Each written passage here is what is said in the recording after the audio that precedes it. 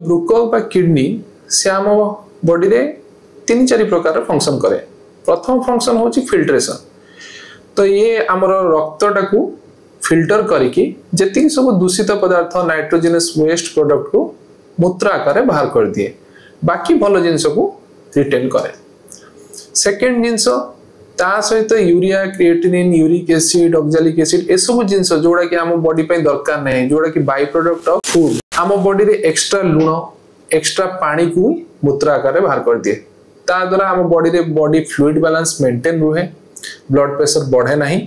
आम जंते आपण तो जानिथिबे विटामिन डी आमर बॉडी पे बहुत ही दरकार। तो किडनी ही विटामिन डी रो लास्ट प्रक्रियाटा को संपन्न करे। तो ता जोगुरु फंक्शनल विटामिन डी द्वारा हमर बोन माने हाड़ तापरे मांसपेशी ए सब जिनस सुदृढ़ हुए। सेकेंड जिनस एरिथ्रोपोएटिन नामक एक हार्मोन भी सिक्रेट करे। एरिथ्रोपोएटिन होउची हार्मोन जोटा कि आम देह रे ब्लड तैयारी करे।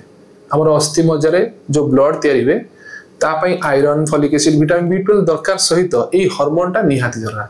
तो सेति पे जेतोळे किडनी खराब हो जाए ये हार्मोन रा डेफिशिएंसी जोगुरु हमर हीमोग्लोबिन बा एनीमिया हुए।